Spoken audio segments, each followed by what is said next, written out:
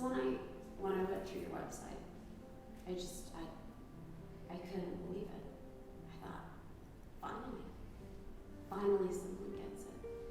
And I knew you got it because of what your family had lived. And I wished you hadn't. I wish you could have experienced it on the periphery and felt strongly about it, but you knew it from a first-hand experience. And so I reached out and I said, I need to help. I need to be involved. I need to be able to do this, not just for myself, but for my daughter and for every family who battles this, because this is such an isolating issue. You know, when Isabel Jane was diagnosed with leukemia, people came out of the woodwork. Yeah. It was incredible. It's a different experience for sure versus the mental health side of things. People are willing to be there to support you. They know basically kind of what things to say, you know, when a family member is diagnosed with cancer or a physical illness or ailment. But when it comes to a mental disease, it's more kind of a don't really know how to approach you type thing. It's kind of swept under the rug. Well, and I think society in general believes if you just choose to be happy, you'll be happy. Yeah. And that's kind of what we were all taught growing up. Yeah. You can just overcome it and mask it if you need to. Yeah. Yes. Walk it off. Just by, walk it yeah, off. It's fine. by putting a smile on your face. Mhm. But as our family sat down and we were beginning the campaign, we really thought long and hard about what are the biggest issues that we confront uniquely as the state of Utah. Yeah. We're not New York, we're not California, we're Utah. And the economy obviously is an important thing because you got to have jobs, you got to pay the bills. Yeah. But aside from that, for me and for Mary Kay and for my extended family, it was mental health. And we were drawn to it because of my sister. And I kept thinking about what we could do. And so as we did campaign events around the state, I would share, not that I was expecting to, it just came out. Mm-hmm. And I was almost embarrassed at the beginning that I was sharing my sister's story. And then I thought, well, we were embarrassed to talk about it 10 years ago and 20 years ago, and here I am still kind of embarrassed to talk about it now, because you don't want people to know. It's how do you put it in words? It's how do you demystify it? Mm-hmm. How do you destigmatize it Yeah, in ways to exactly. where you're seen as a human being? Yes. And you're Very dealing true. with issues that need to be addressed clinically and Mhm. logically. And it's kind of how do you have that conversation first? So I tried it out on the campaign trail. It was hard the first couple of times. Sure. You know, I break down in tears. You know, it's like, why is this happening to me? Yeah. And because it's my sister, and it was like at the 10-year mark. And it's like, we couldn't talk about this as a family right up to the end. And still, not until recently have we been able, as a family, to really talk about it in sort of realistic terms. So we've been talking about it, and what I have learned, and you can help me with this, what I've learned is that probably every family, every community in this state is dealing with the issue in some way, shape, or form. Oh yeah. And so many of them, they look at me when I share my own story, and I see the heads nod. Mm-hmm. And I can tell that so many are still suffering in silence Yes. because they don't know how to talk about it. And maybe there aren't enough professionals around to allow them to Well, talk about it. that's it's a multi-pronged issue. I describe myself as, the story of Sisyphus, who was punished by the Greek gods for being disobedient, for being disrespectful, and he was damned to hell to push a rock up a hill for all eternity. And when my daughter had leukemia, I felt like I had a protocol, I had a support team, I had a community that rallied behind, that said, we're cheering you on, we know you can do this. When Isabel Jane was diagnosed with anorexia nervosa, people didn't know how to talk about it. They would just kind of pat us on the back and disappear. And so instead of reaching out anymore, we just said, busy. thanks, but we're busy. And so we isolated and we disappeared. But every day I get up and there was that rock. And I think, oh my gosh, I don't know if I can do it another day, because trying to help my daughter battle anorexia nervosa is like trying to hold water in a sieve. It's daily, it's constant, and it's demoralizing. And when you try and share with people, hey, my daughter requires 6,500 calories a day to gain weight, people don't know what to do with that. Most are well intended, but they don't know what to do with that. They say, oh, I wish that was my problem. And I think, actually, no, you don't. No.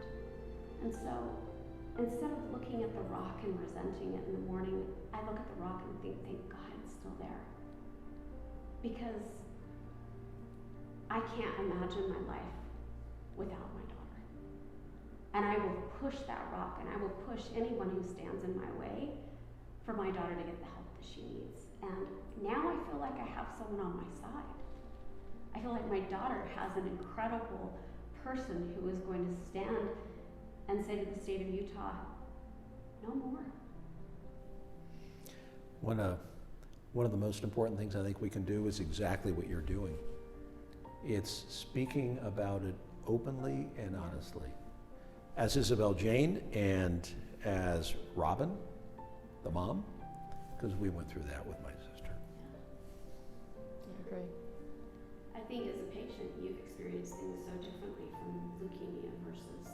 Oh yeah, I mean, just the experience, like it's a completely different like community almost, like, you know, being a pediatric cancer patient, you know, there's people there who, you know, are there cheering you on every day and stuff, but when you're in treatment for an eating disorder or any other mental health issue, it's kind of like vacant stares of like, you know, like I know you're going through something, but I don't really know, like, and I don't really understand. It's almost like it's more complicated. It's very complicated. So when you say it's more complicated than childhood leukemia, that surprises a lot of people. Uh-huh. It does. And when you tell people the death rates of mental illness and, you know, how devastating it is, people don't understand. They don't realize how devastating mental illness is. Yes. So what are you doing about it?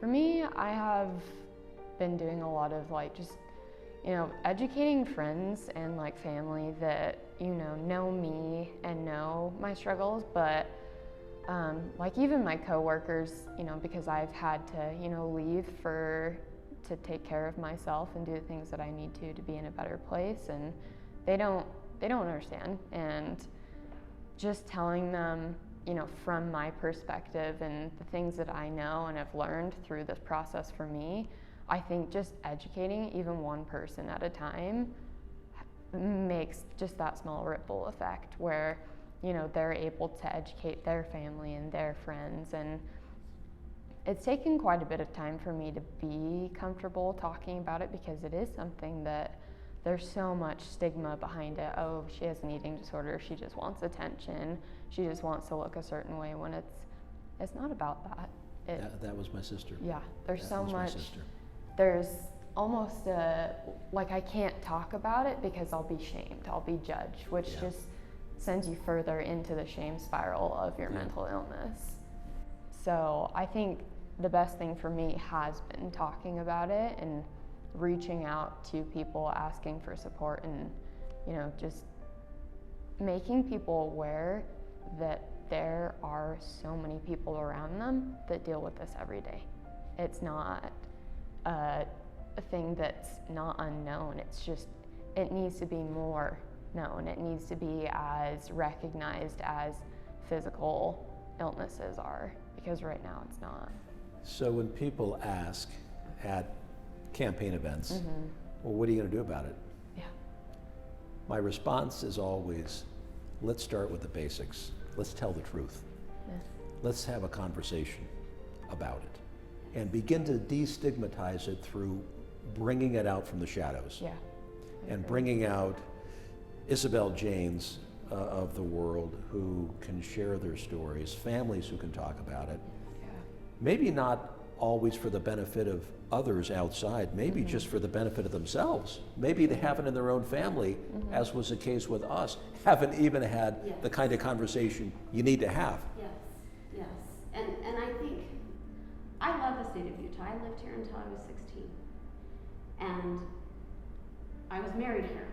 My kids were born here. I moved back after college and met my husband Josh. And the people here of Utah are really good people. They want to do what's right. But there is a challenge with the mindset in that people believe that if you are just faithful, you won't have challenges. Or if you have challenges, you can pray those challenges away. Mental health issues are a physiological issue. You can no more pray away a mental health issue than you can pray away cancer. And people need to understand that.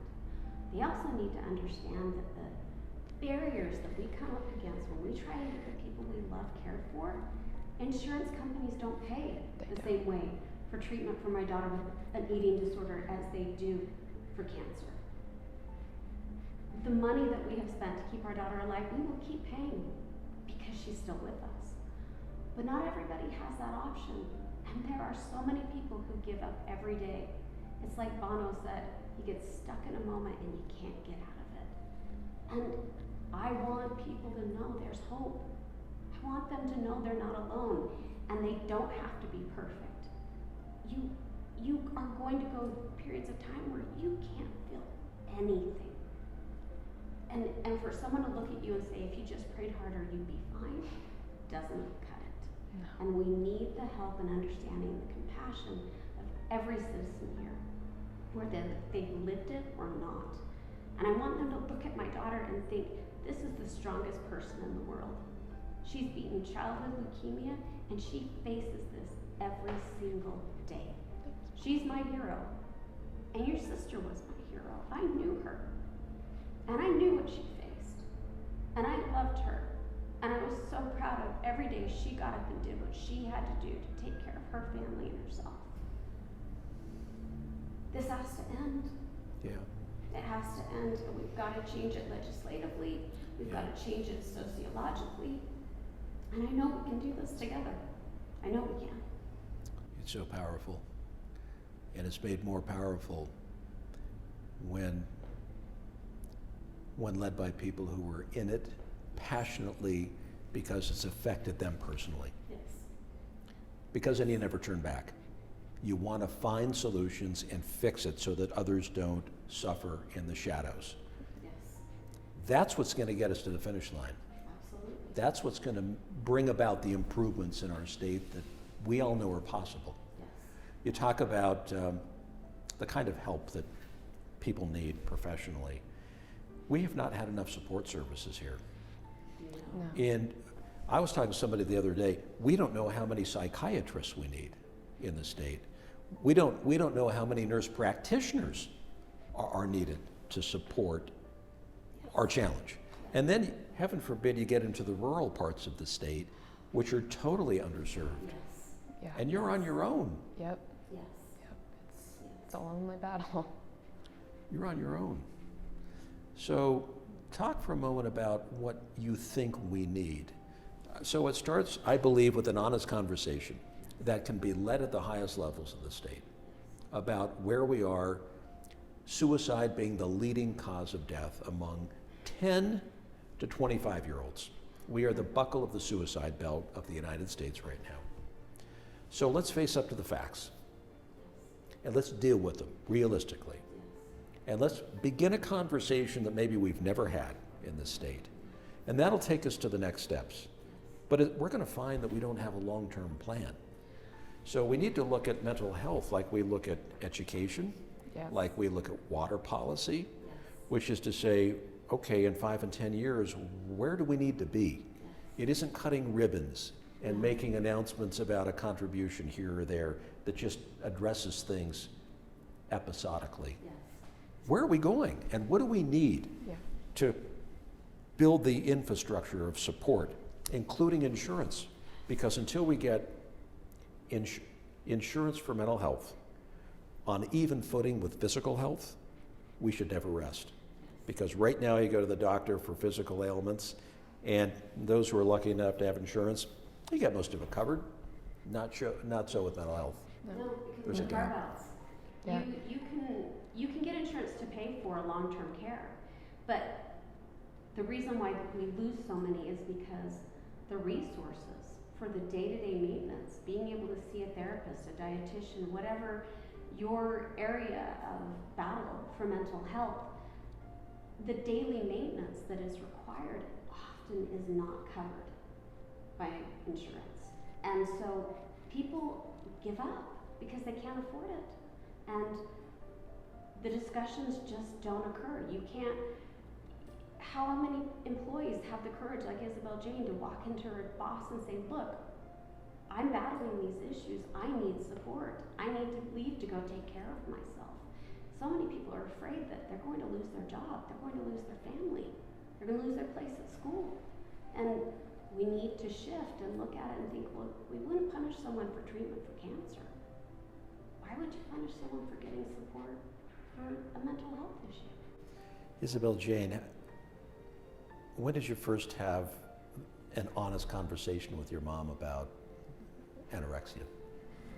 And how hard was that? Gosh, I think that's a good question because she figured out what was going on before I did. I was barely Yeah, I was barely 14 years old, and I didn't really even know what was going on with me.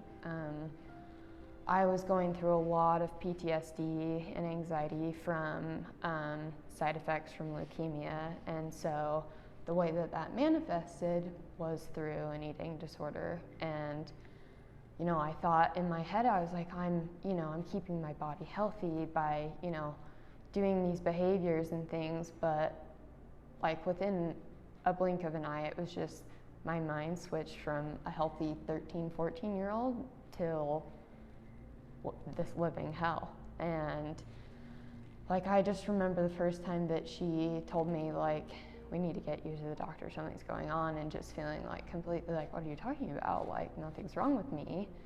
And then realizing slowly, like, as it started to progress, that, oh man, like, this really is an issue. And, I think the first time that we really talked about it was maybe my freshman year of high school. Like, I'd been struggling at that point for probably about 6 months, and I was finally starting to get to the point where I was like, this is really affecting my life. So when was that? When did you look in the mirror and say, I think I've got a problem that I can't manage myself?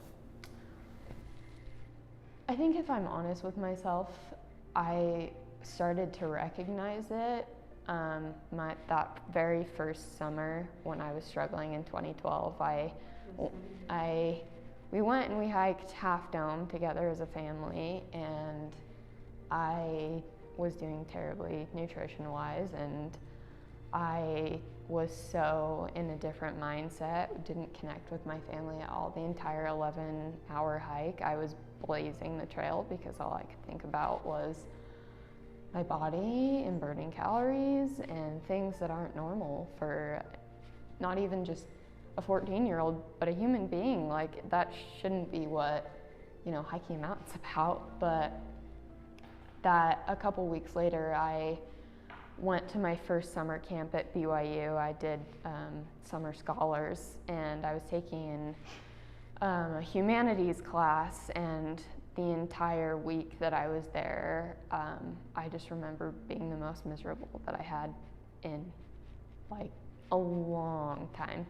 And like, there was no joy in connection with other kids that were there in the learning. It was just, I was so, undernourished and so weak and tired. And I just remember feeling like, oh my gosh, like, this is actually impacting my health. Like, feeling the heart palpitations and my stomach constantly being in pain because there was no food in my stomach, and my hair started falling out.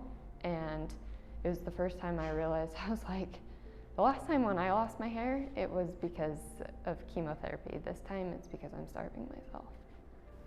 I remember with my sister,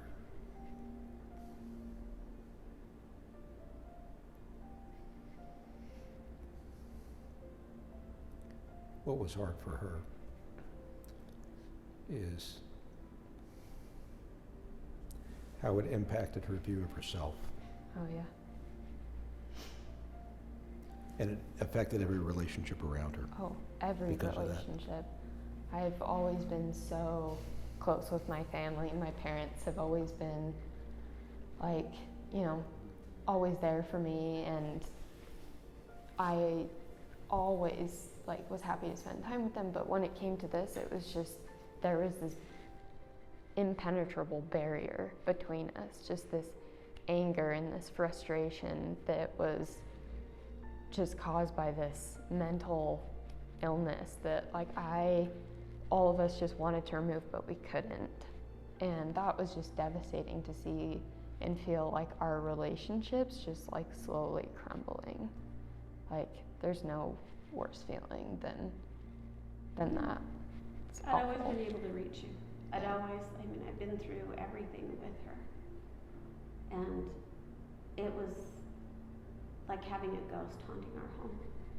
She was there physically, but my Isabel Jane was gone. And every day I get up and I think, hell no, I got her through leukemia. I'm not losing her to this.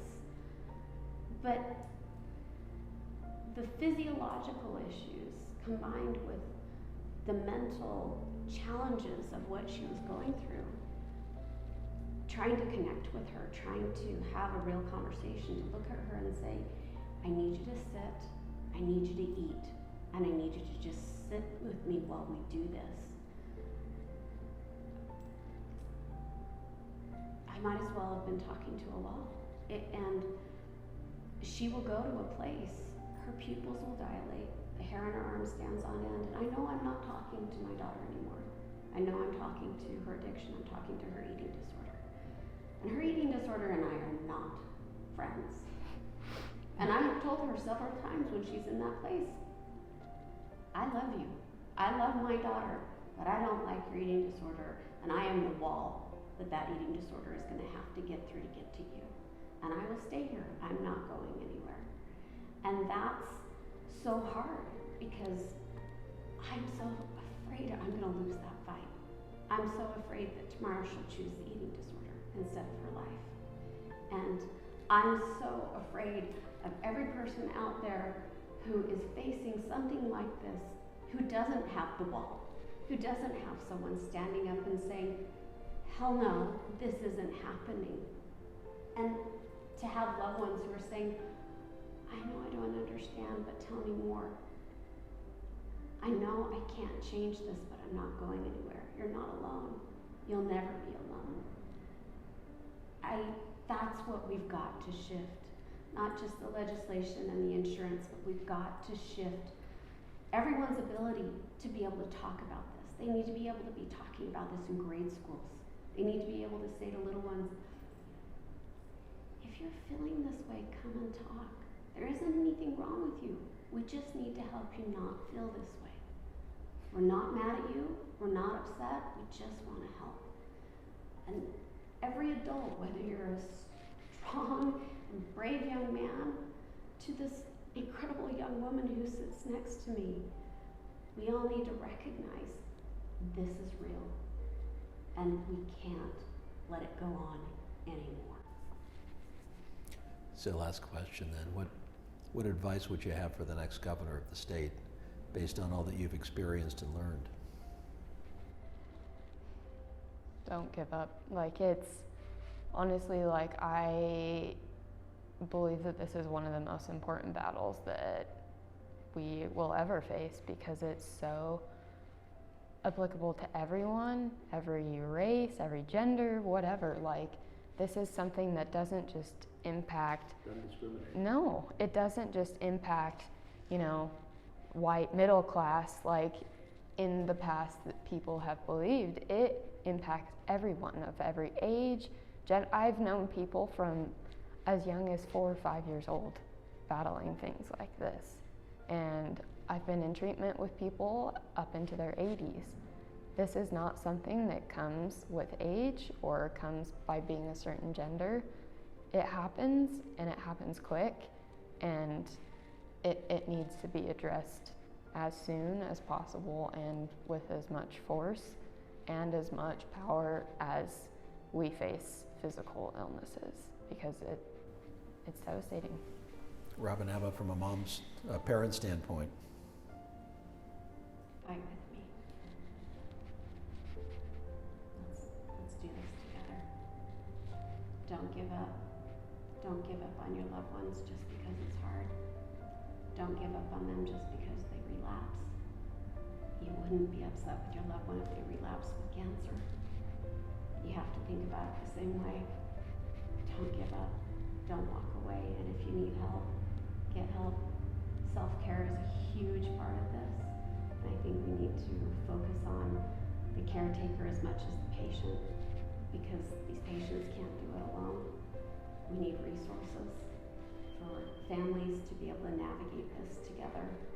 And we need someone like you who will be the face, who will say enough and not give up.